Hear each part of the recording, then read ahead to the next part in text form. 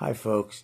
This is a topic I've been trying to avoid totally, and it's about growing up with toxic people. I'm just tired of hearing the word narcissist because it is used too much, but there are a lot of personality disordered and extremely toxic people that I've been close to through family blood.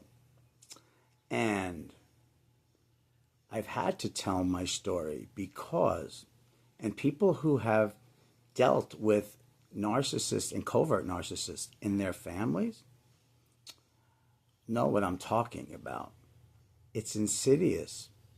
And the things that have been done in the past 5 years have been so mind blowing that it really took me for a loop. I had to reevaluate and do shadow work and start from the time that I can remember consciousness to this point.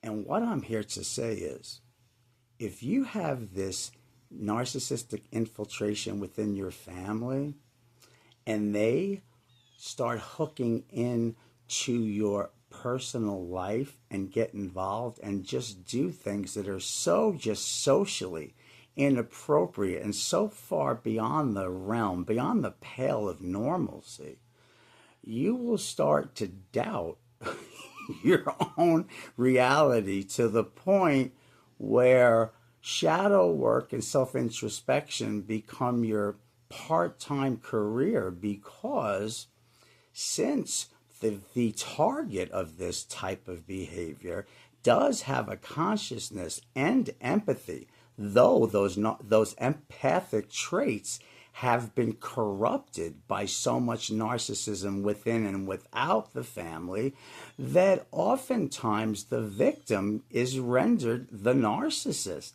This is their best game in reactive abuse. And I'm going to say another thing.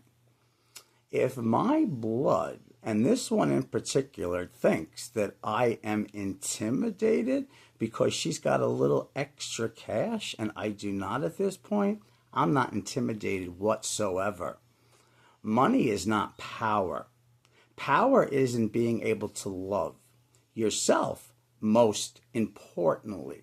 And I know for a fact this person and many others loathe themselves. So please, to even be told I love you and I miss you, if you don't love yourself, if you have so much self-loathing that you cannot stomach your own existence, how on earth are you going to love me? You're not, and you don't. And people that are in these troubled situations understand what I'm talking about. I will make no excuses for this person. I will spread my truth from now until the day I am in the ground, because the truth is all we really have.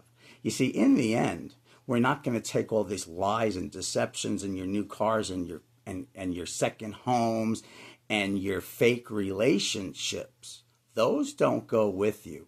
What goes with you, if you believe this at all, and I'm not trying to convince you otherwise, but if you do believe in some type of an energetic transfer, whatever you call it, trust me, you don't get to take all this egoic, manipulative, deceptive garbage with you. It doesn't belong here, let alone anywhere else.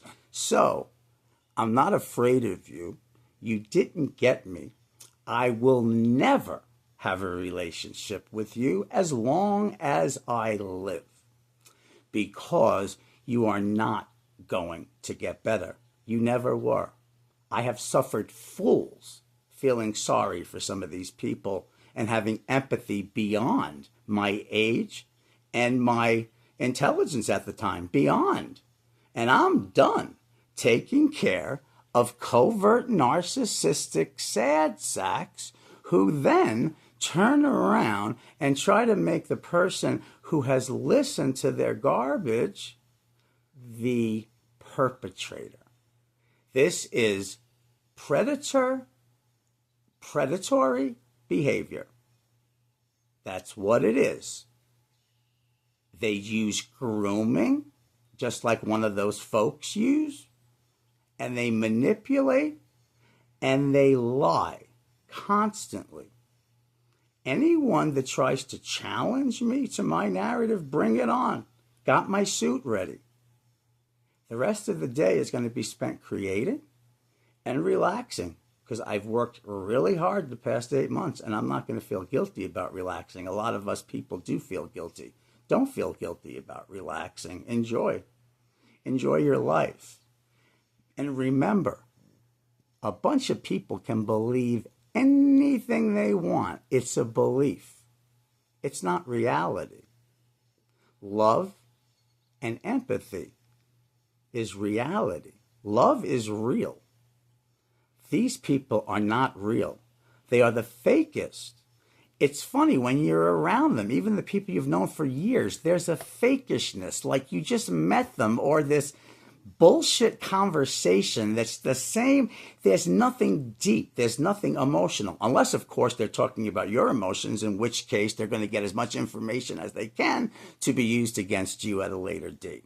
So, if these people want to continue, that's their life. They have to continue. They think they're perfect. I know I'm not perfect. So that one I don't have to worry about.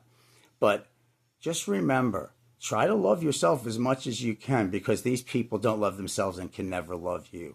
And if it's within your family, there's a lot of work to do, because you're so entrenched and brainwashed from day one, you don't even know what's normal. That's why I forgave some people. They know who they are. I forgave you. And I have to get to the point where I'm not sorry I did, because who would be happy that they forgave somebody that just decided to plan to cause further chaos in a life that this person knew? I had issues, just issues that this person had. But somehow they have to be above you. Okay? Even if it's victimhood, they've got to be the best victim. If it's trauma, they have to win the trauma Olympics. They're the greatest at everything. Well, what they're going to be great at with me is my absence. They need to be great with that, because eventually I'm going to stop talking about any of this, because eventually things go away. Okay? None of us are here forever, so things do go away. All I know is that I will not, because of some uncomfortability about leaving the herd, I'm going to go back on days where I said, well, maybe I shouldn't have left the herd. But no, it's not easy to leave the herd. That's why people stay in abusive relationships. It's frightening. The unknown is frightening. Sad enough, because sometimes the unknown can be wonderful once you get there. So if you're afraid of the unknown, just remember, the known that you are living is the one that should be feared. Okay? God bless and have a great day.